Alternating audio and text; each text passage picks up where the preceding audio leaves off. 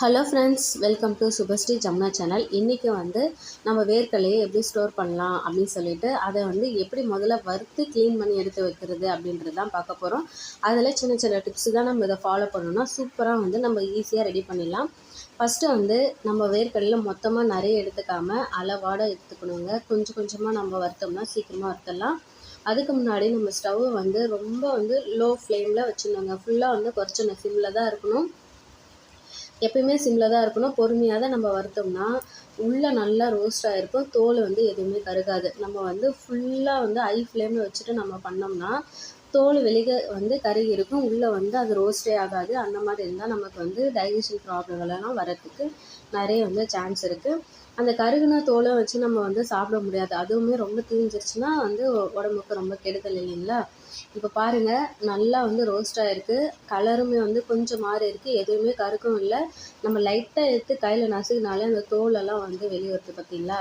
இதுதான் அதனோட பக்குவம். நம்ம எப்படி நம்ம வறுத்து டிஃப்ரென்ஸ் பார்க்கணும்னா, இது வறுக்காத வேர்க்கடலை, வறுத்த வேர்க்கடலை 2 பாருங்கள். வறுத்துட்டு நம்ம இந்த மாதிரி மூங்கில் மரம் இருக்கும் வீட்டில், எல்லார் வீட்லேயுமே இருக்கிறது தான். அதில் நல்லா கொட்டி நல்லா அந்த சூட்டு காஞ்சதுக்கப்புறமா ஆறுனதுக்கப்புறமா நம்ம ஒரு ஃப்ளாட்டான இந்த மாதிரி டிஃபன் பாக்ஸ் எதனா எடுத்துக்கோங்க. அதை நீங்கள் லைட்டாக ப்ரெஸ் பண்ணிங்கனாலே தோல் தனியாக வந்துடும். நீங்கள் கையிலே தேய்கிறதா இருந்தாலும் பரவாயில்ல. கையில் தேய்க்க கஷ்டமாக இருக்குது இல்லைங்களா? இதை நீங்கள் யூஸ் பண்ணுங்கள். கொஞ்சம் கொஞ்சமாக தேய்ச்சி அப்படியே நம்ம தோல் எடுத்து வச்சிடலாம். இதை நம்ம 90s கிட்ஸோட ஸ்நாக்ஸ்னால் அது இந்த வேர்க்கடலை கூட சொல்லாங்க. அப்போல்லாம் வேர்க்கடலை முழு தோலோடவே நம்ம வறுத்துட்டு சாப்பிட்டுருக்கோம். நானுமே சாப்பிட்டுருக்கேன். இப்போல்லாம் எதுவுமே எல்லாருமே மறந்துட்டாங்க. எல்லாமே கடையிலேயே வாங்கி சாப்பிடவும் ஆரம்பிச்சிட்டாங்க. இந்த மாதிரி நம்ம வறுத்து வச்சிட்டோம்னா சட்னியோ இல்லை பொரியலுக்கோ நம்ம வீட்டில் குழந்தைங்களுக்கு கூட சில டைமில் நம்ம இந்த ஸ்நாக்ஸுக்காக கூட எடுத்து கொடுக்கலாம். நல்லா சாப்பிடுவாங்க. இதுலேயுமே நிறைய ப்ரோட்டீன் அதிகமாக இருக்குது இல்லைங்களா? இந்த மாதிரி நம்ம ரெடி பண்ணி வச்சுட்டோம்னா ரொம்ப ஈஸியாகவும் இருக்கும். குழந்தைங்களுக்கு கேட்கும் போது கூட நம்ம எடுத்து தரலாம். சாப்பிட்றதுக்கு இன்னும் நல்லாயிருக்கும். நல்லா கிரிப்ஸியாக சாப்பிட்றதுக்கு நல்லாயிருக்கும்.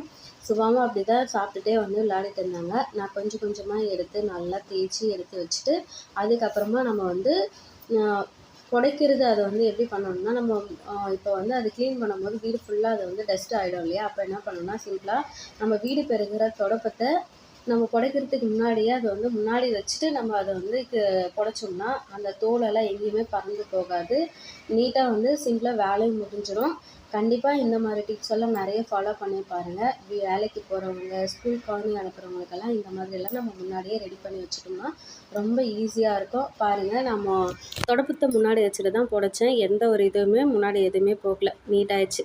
வீடியோ பிடிச்சிருந்தா சுபஸ்ரீ ஜமுனா சேனலை லைக் பண்ணி சப்போர்ட் பண்ணுங்கள் ஃப்ரெண்ட்ஸ். சப்ஸ்கிரைப் பண்ணுங்கள். நெக்ஸ்ட் ஒரு வீடியோவில் பார்க்கலாம். Bye friends.